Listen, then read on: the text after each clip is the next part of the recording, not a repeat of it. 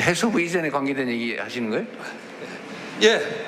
자, 귀여를 해서 해수부의 귀여 정책에 대출을 받아서 보령으로 가서 낚시업이라는 어선 사업을 시작했습니다. 근데 갑자기 법이 바뀌었다고 해서 하지 말라고 합니다.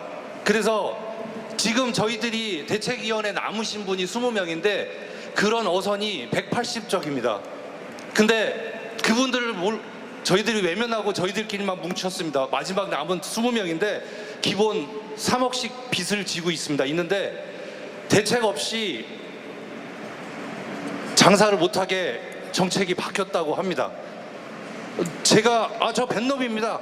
뱃놈이라 자신 있습니다. 갚을 수 있어요. 아까 금융위원회 사무처장님한테 여쭤보고 싶은 게 있었습니다. 잠재적 채무자가 지금 될 것 같습니다. 악성 채무자가 될 것 같아요. 그래서 그런 정책이 있는지도 좀 궁금하고요. 그런 프로그램을 만들어서 저희들이 악성 채무자가 안 되게 도와주십시오. 저는 잘할 수 있습니다. 근데 가족한테 너무 미안합니다. 그동안 한 30년 고생시켰는데 더는 고생시키고 싶지 않은 마음에 시작했는데 이것도 저것도 아니고 벼랑 끝에 지금 서 있습니다. 뛰어내리기 직전입니다. 잠재적인 채무자를 도와주는 게 채무 파산 회생보다 훨씬 좋은 정책일 거라고 저는 생각합니다. 네. 제 말씀 들어주셔서 할 말 할 수 있게 해서 정말 감사합니다. 큰절 드리겠습니다. 그런 거 하지 마세요. 안 보여요.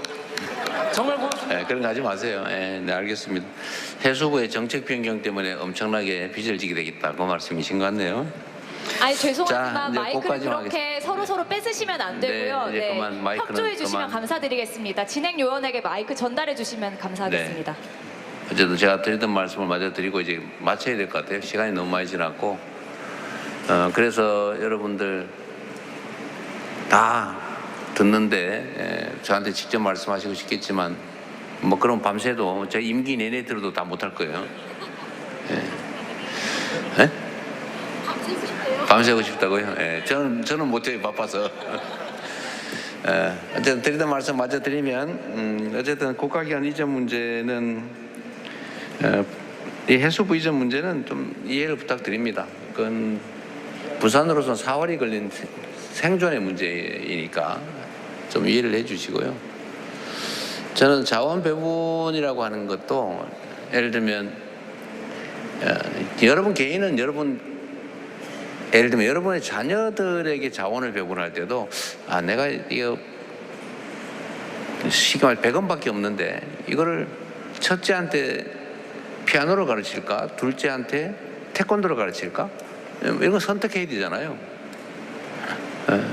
근데 첫째는 피아노에 별로 소질이 없어요.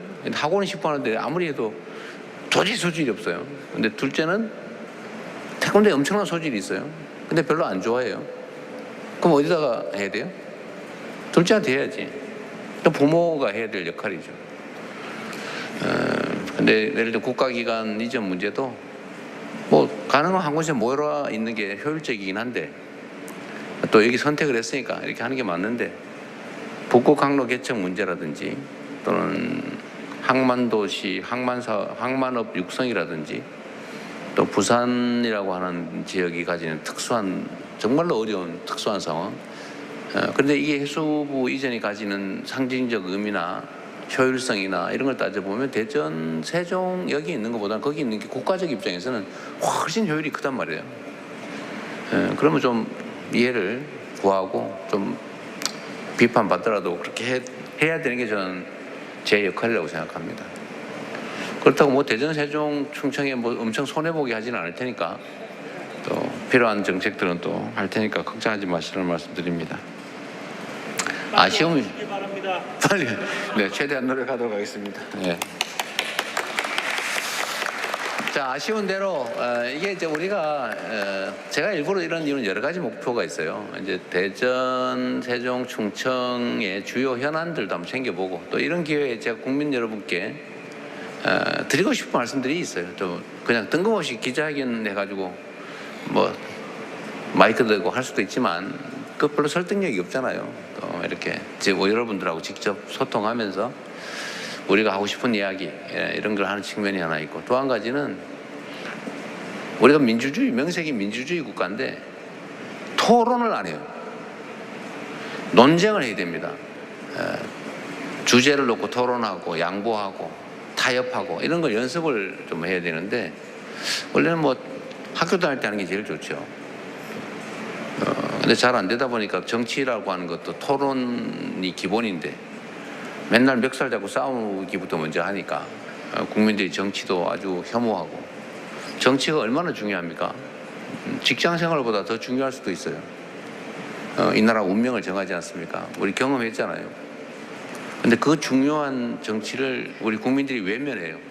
정치하면 딱 떠오르는 게 멱살 잡고 싸우고 막 저질스럽고 막 뇌물이나 받고 막 이런 게 먼저 떠오르니까 다 외면하니까 이 나쁜 사람들이 악화가 양화를 구축한다고 나쁜 의도를 가진 반칙하는 사람들이 유리한 게임이 돼버린 거예요.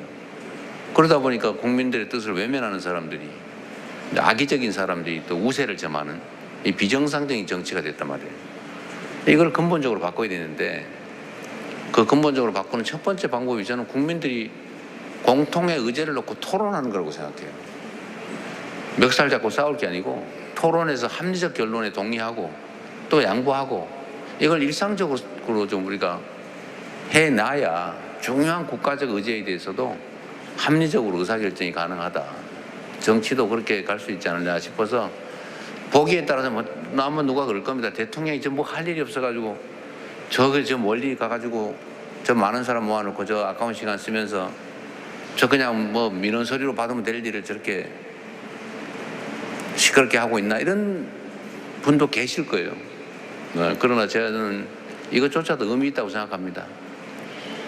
할 말을 또 해보고 또 연습도 해보고 공통의 과제에 대해서 의견 내고, 또 자기가 주장하고 관철하고 싶었던 것도 저 상대방 얘기를 보니까 이런 타당한 면도 있네 라고 하면서 또 양보하고 후퇴하고 이런 문화를 좀 만들고 싶습니다.